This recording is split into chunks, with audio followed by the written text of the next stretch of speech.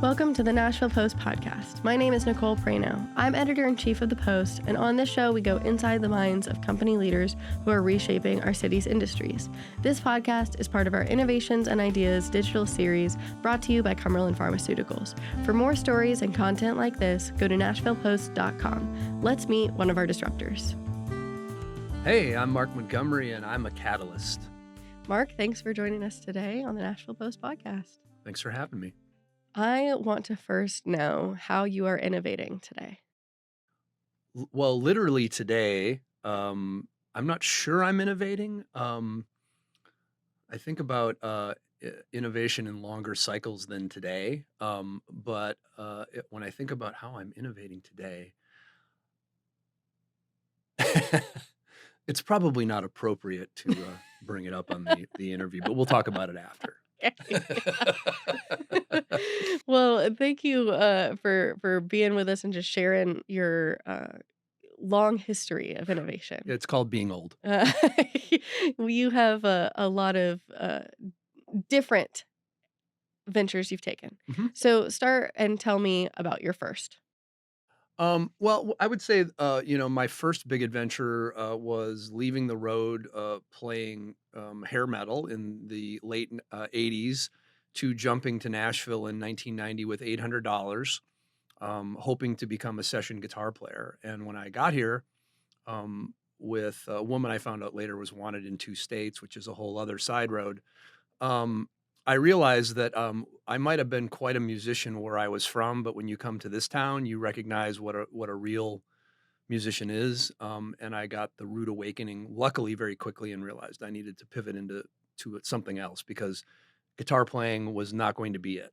I dusted this guitar off the wall, which really needed some tuning, and I still am at it. I've been playing guitar for 40 years. And to me, it's a lifelong pursuit, but I don't pursue it professionally or for money. Mm-hmm. After that, you started doing some other kind of work in music. Yeah. Is that So right? there's a long story, but I'll give you kind of the shorthand. Yeah. Once I realized that being a professional musician was probably not on the list, I knew I wanted to be close to it. So I ended up joining a group, and at the time it was a recording studio, and we can get down the road into how Pro Tools literally upended an entire industry. But at the time, we were working with big machines, Mitsu X850s, and these big multi-track recorders and big desks. And we owned Tom T. Hall's old studio. If you don't know who Tom T. Hall is, he's a country music icon. And this place was a lot of burlap on the walls. It was super old school. And we were like every other recording studio. And when I arrived, we started talking about this notion of what today would be called artist services. So you could walk in the door about a couple of years into me joining the firm. You could walk in the front door with a song and walk out the back door with a distribution deal and everything in between. So you could come in with your idea, and we would put it down, lay it down to tape. Then we would master it. Then we would build all the packaging and marketing materials, and then we would manufacture it, and then we could ship it into distribution. And in 1993-ish, I started playing. Well, so back up for a quick sec. Back in high school, I was a computer hacker, and that's a long story that I'll keep off the record.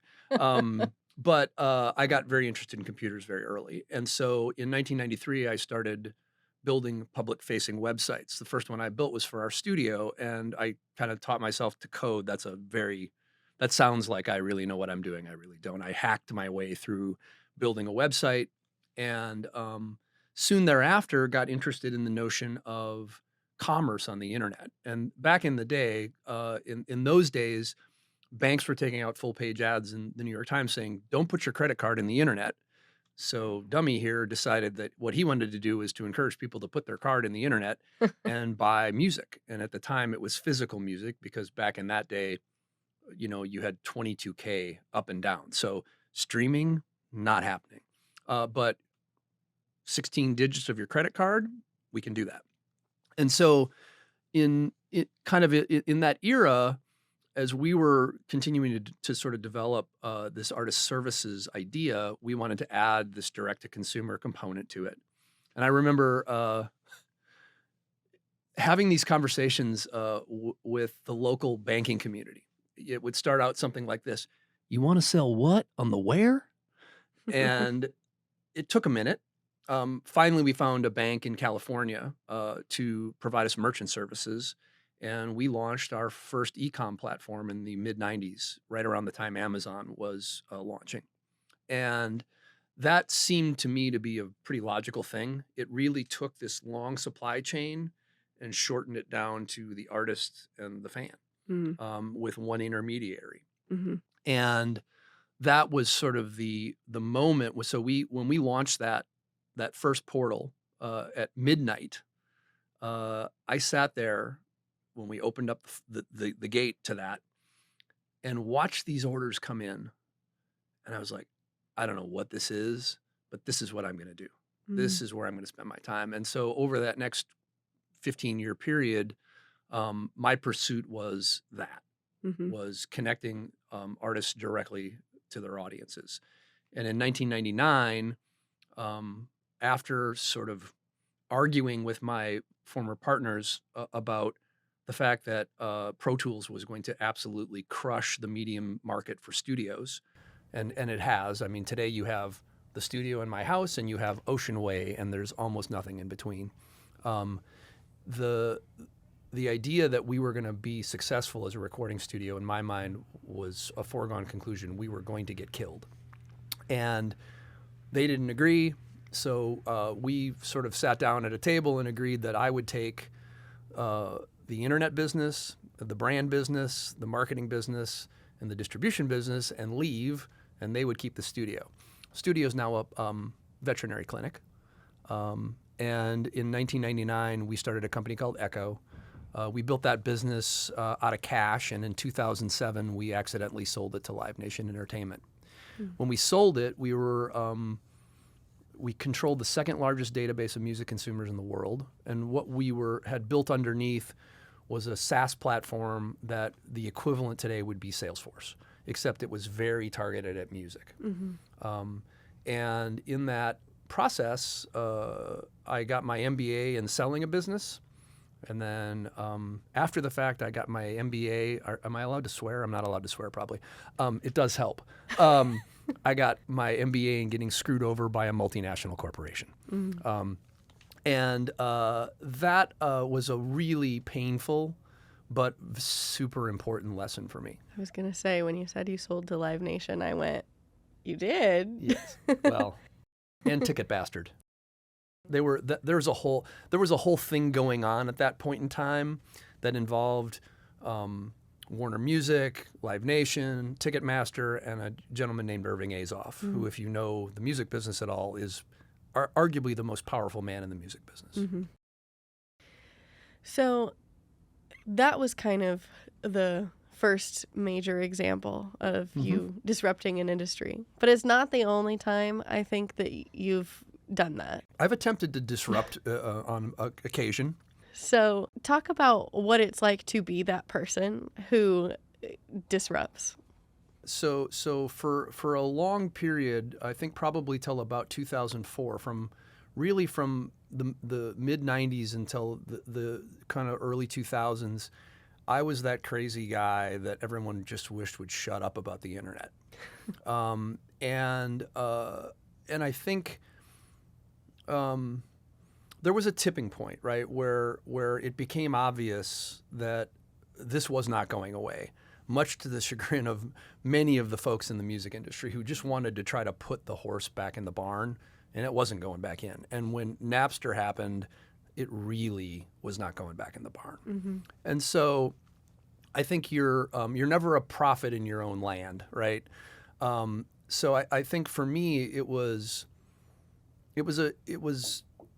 both gratifying in the sense that inevitably to be right. My wife she'll cringe when she hears me because those are my favorite words. You're right. But it was really gratifying at the end, but it was hard during because people think you're a lunatic. they think that it's not possible. They think that how could that possibly ever happen? And a lot of that is not, that thinking is not wrong necessarily, but I think the reality is that change is inevitable. So you get into when you think about music, that dynasty that came out of the CD business, which really grew the business really big, no one who'd want to let go of that. But if you look at 100 years of work in the music business has literally over the 100 years that it's been an industry has fought every major technological innovation, which shrunk the business.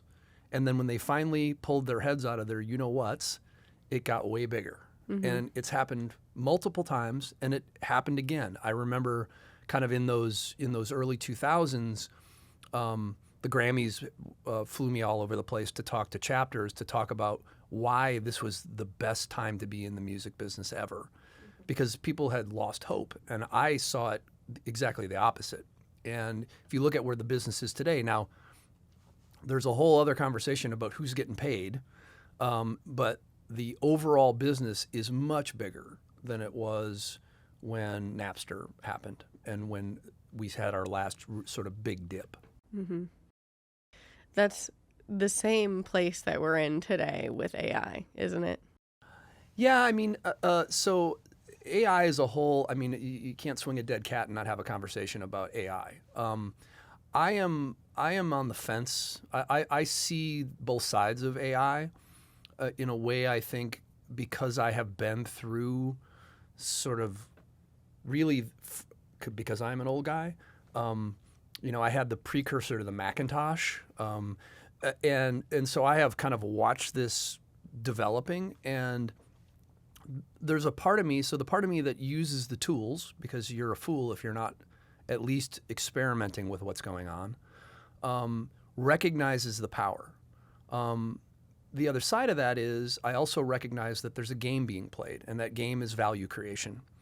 And if you, depending on who you kind of follow or observe or study or take information from, one of my favorites is a guy named Scott Galloway. And Galloway is calling this as what it is, which is a bubble. And when I think about, I'll give you a sort of a parallel. Back in the day when we were building direct-to-consumer businesses on the internet for artists, MySpace came along, and everybody ran over to MySpace and invested all their time and energy building on a platform that they didn't own, that they didn't control, and a lot of people lost a lot investing in platforms that they didn't own, right? So first-party data is still king today. It was king back then, but many people horse traded their first-party data for access to these audiences and had no strategy to take those audiences and move them to their own audience, right? And so when you look at what's happening now, if you think about how many people are building on top of these technology stacks, what happens when one of those big technology stacks buys the farm and you have built your entire business on top of something you don't own or you have no ability to move? That's going to be an interesting moment when that comes crashing down, because it will. I saw, I remember the dot-com boom and bust when Pets.com was worth $1 billion one day and it was worth $6 the next day. Those things are real and they will occur. If you want to see how the future is going to look, take a look backwards. Everything repeats itself. So what is the recipe for success then for a business looking at AI? How do they find that piece that's disruptive in a way that is successful? Well, so I think that a couple things. One, if you think about if you look at kind of the early folks who rolled this out, they leapt, and a lot of those projects really fell to the ground and did not do well. I can't remember if McDonald's did some big AI innovation that did not go well and they pulled it back. So for me, I think it's two things. One is you want to experiment on the edges, right? You want to be out there way in the deep end. but you don't want to do that with everything. You want to have projects, you want to have work that's being done on the edge. But back here, you want to build a framework and you want to take a crawl, walk, run strategy, as opposed to a let's just run and figure it out. And that's a little. I think there's a lot of pressure to, well, what are we doing with AI, right? And so we've got to do something.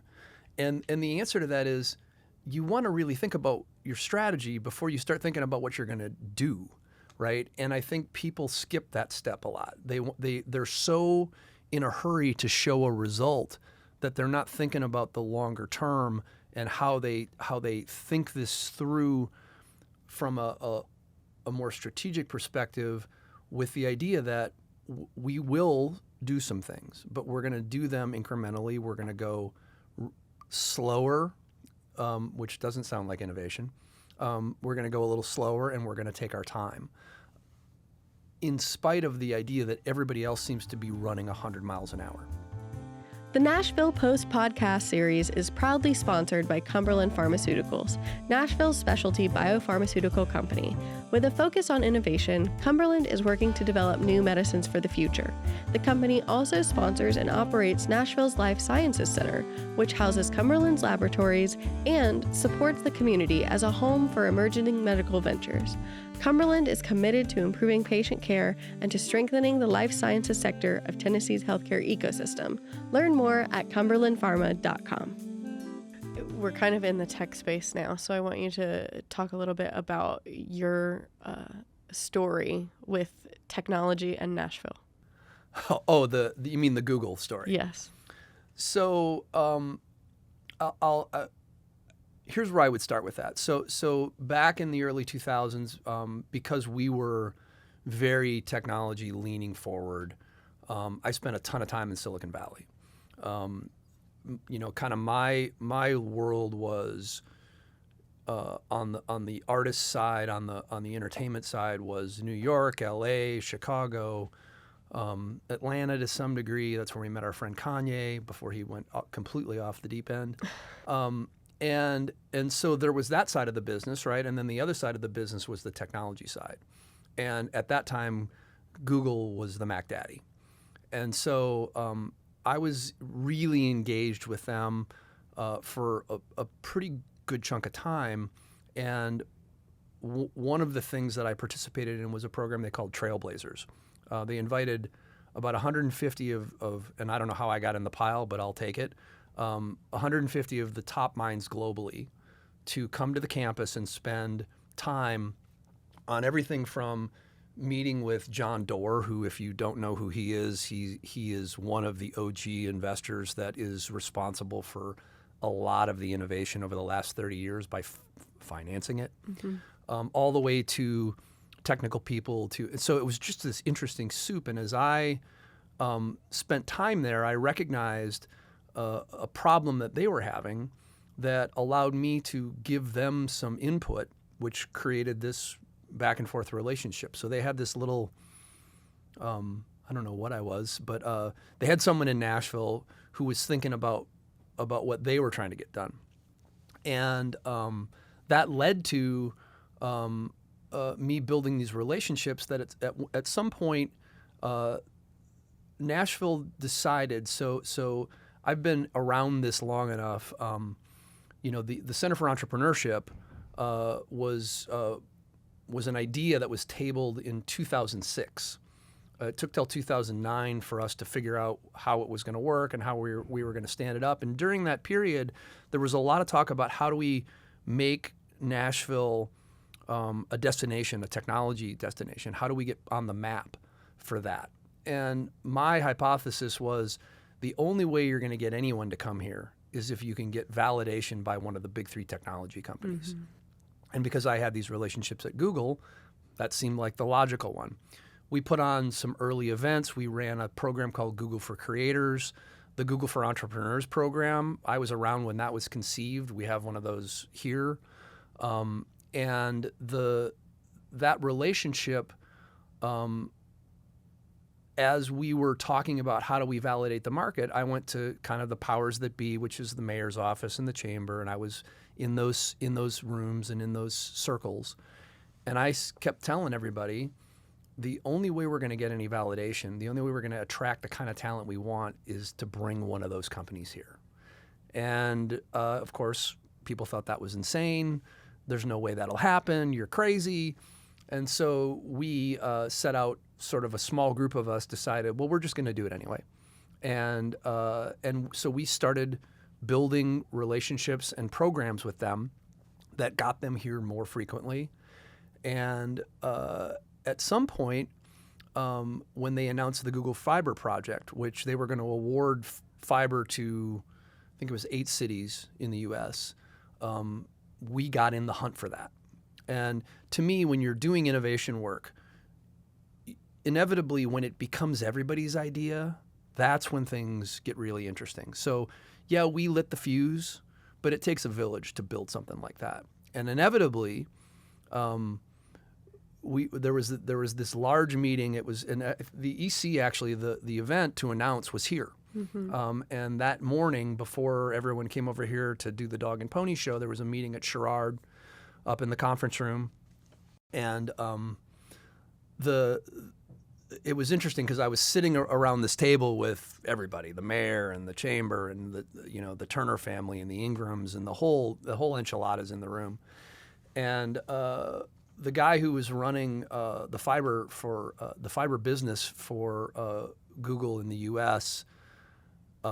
Was kind enough to sort of acknowledge me. He said, "Look," he said, "before we start the meeting, I just want to acknowledge that we wouldn't be here if it wasn't for Mark and his team." And that was a really, again, back to this gratifying moment where people go, "Oh shit, like this is, how did we get here?"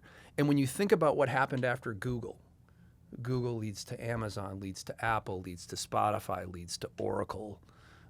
That first market validation really turned on. Everybody went, "What's going on in Nashville? Mm-hmm. What the hell is Google doing in Nashville?"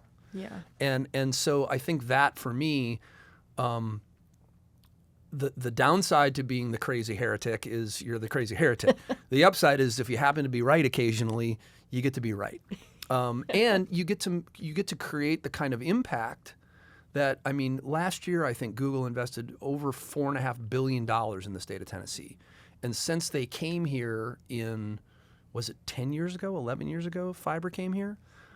Every year they've invested more and more money in the state. So the economic impact over a long period of time is billions of dollars. Mm-hmm. And for me, that to be around that kind of innovation work that early it's why I get up in the morning. You're doing more innovation on a smaller level now. Would you say that's about right? Working more on.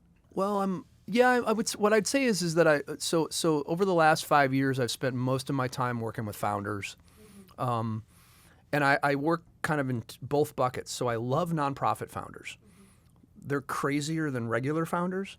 And they're more zealot than they are founder. So they do the work at their own detriment, mm-hmm. Which I think is, I wished I had that. I don't. But I love being around those people. And then on the founder side, the for-profit founders are a different animal, but nonetheless. And so what I'm always looking for is someone who's got, there are, I can tell you what a founder isn't for sure. What a founder is generally they have a chip on their shoulder. Generally they're mildly crazy. Generally they talk back.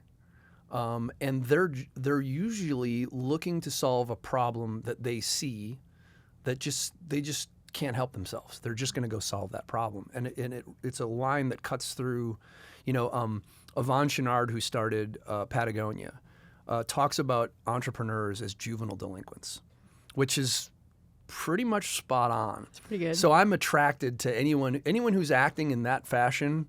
I'm gonna be interested in, because that's basically been my whole career, is being a juvenile delinquent, much to the chagrin of many people around me. That makes it fun. It does. You gotta like what you do. Well, unless you're a Hindu, you only get one run around the dirt ball, so you should make it count. That's a good point. That's a good point. What is your current venture? I definitely want to dive into Vital a little bit. Sure. And what you guys are doing with that. So just to back up a little bit, so my role at Vital has been to put myself out of every job that I step into. And I have I'm lucky to have the latitude to continue to be able to do some of the other things I do. So I still sit on several private boards, and I have a nonprofit founder that I have not been able to shake because I just love the work he's doing. It's an entity called Funding the Future. And so I get to have what I'll call a day job, for lack of a better way to put it, and that is helping our 33-year-old founder who weirdly, it's like I'm working for my 33-year-old self. So karmically, I'm being paid back for how I was when I was 33, which was brash and bold, and I'll drive the whole thing right off a cliff, right?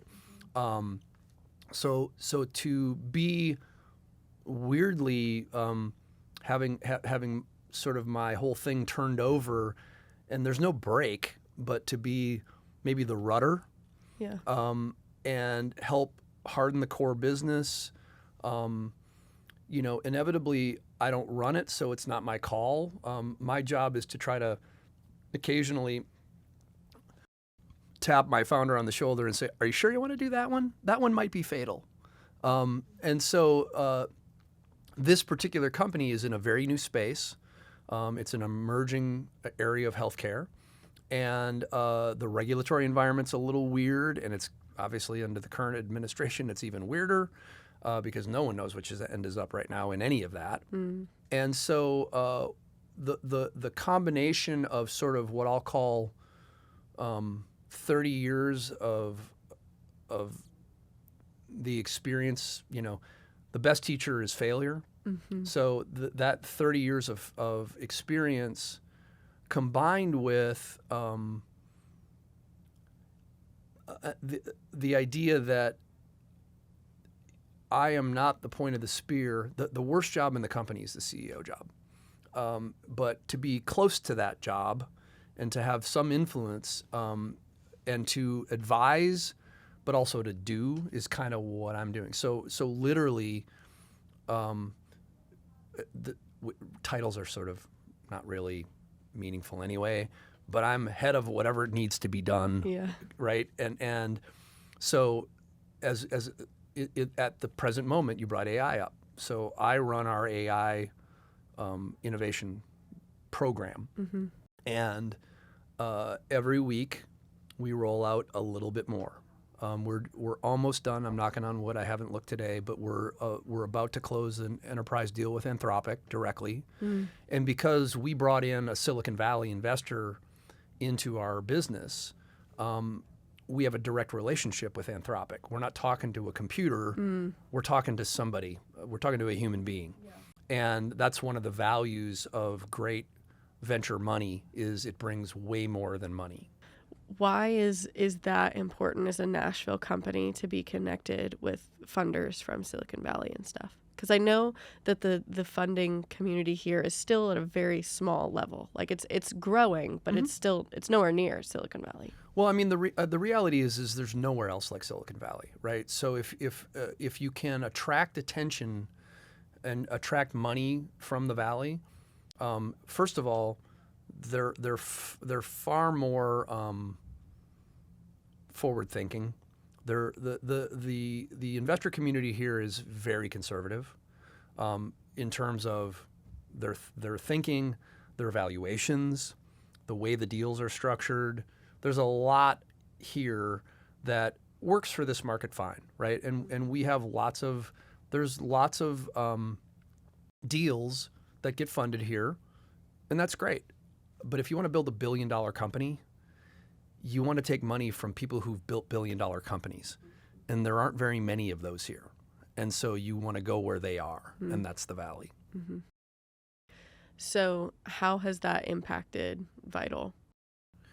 Well, I think in a couple ways. I think the pre and post money valuation of the company is much higher than it would have been here.